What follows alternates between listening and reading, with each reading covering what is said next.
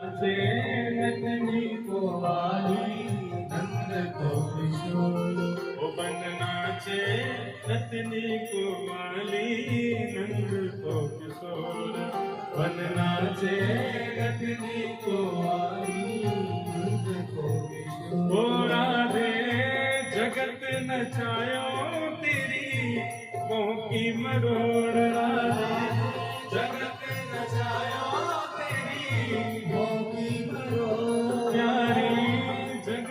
नचाया तेरी की मरोड़ प्यारी जगत नचाया तेरी की मरोड़ बन नाचे नटनी को वाली नंद को किशोर बन नाचे नटनी को वाली नंद को किशोर। अब नंद के किशोर नृत्य कर रहे हैं। उज्जैन में बैठे हुए महाकाल सोचे हो रे ये तो महाराज चल रहा है, मैं नहीं रहूंगा या मैं तो पहुंचूंगा। उठाए अपना कमंडल सीधे पहुंच गए ब्रजमंडल वृंदावन। और जैसे ही वृंदावन में प्रवेश करने लगे गोपियों ने मार्ग रोक दिया। बोले बाबा अंदर नहीं जा सकते। बोले अरे हमें जानती नहीं हो हम कौन है, हम महादेव हैं। बोले महादेव हो चाहे देवों के देव हो, यहाँ तो केवल गोपी जाएगी भीतर। गोपी मतलब बोले गोपी बन के आओ।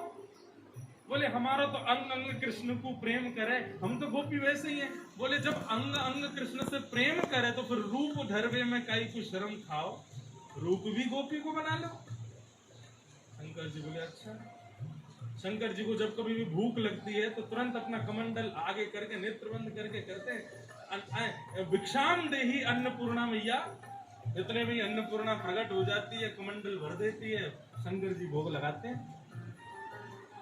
शंकर जी बोले कहाँ श्रृंगार करवाऊं, कहाँ श्रृंगार करवाऊं। यमुना किनारे बैठे और वहां रास चल रहा है।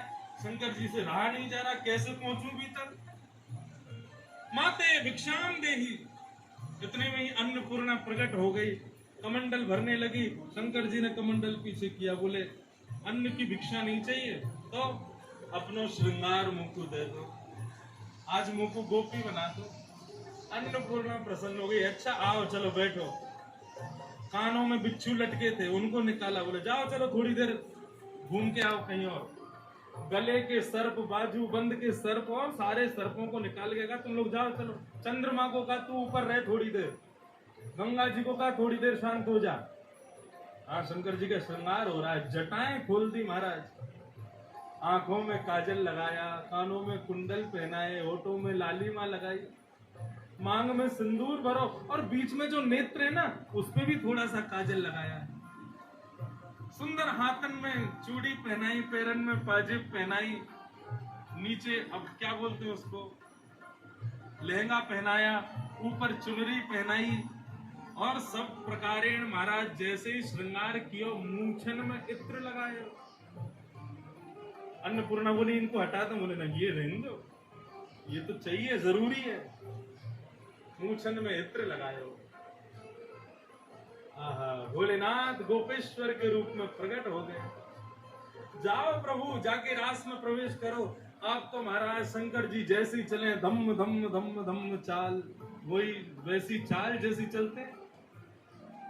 गोपियां जो पहरेदारी कर रही थी उन्होंने कहा अरे देख कौन आ रहा है। या के पामन के बाल दिखाई दे रहे हैं, हाथन के बाल दिखाई दे रहे हैं और जटा लटक रही है, घूंघट करके चल रहे हैं शंकर जी। बंधुओं इसको मजाक के भाव से मत सोचना, अभी देखना वास्तविकता पता चलेगी। गोपियों ने कहा कौन हो। बोले हम गोपीश्वर, गोपी हैं, पहले रूप दिखाओ। बोले वो तो हम जिसके लिए तैयार होके आए वो ही देखेगा। गोपी बोली जब तक हम पास नहीं करेंगे भीतर जा भी नहीं सकते आप। बोले कि अगर हमने अपना रूप दिखाया तो पास फेल करने वाले जीवित ही नहीं बचेंगे। हमारे रूप का तेज वही देख सकता है जो भीतर नाच रहा है। गोपी बोली रूप तो दिखाना पड़ेगा। शंकर जी बोले रूप नहीं दिखाऊंगा। गोपी बोली बिना रूप देखे अंदर नहीं जा पाओगे। अरे हम कह रहे हैं ना रूप दिखाने के बाद तो तुम रोकने लायक बचोगी नहीं। गोपी बोली तो दिखाओ। शंकर जी ने जैसे ही घूंघट ऊपर किया है उनका सुंदर स्वरूप देख करके दोनों गोपी मूर्छित होकर के गिर गई।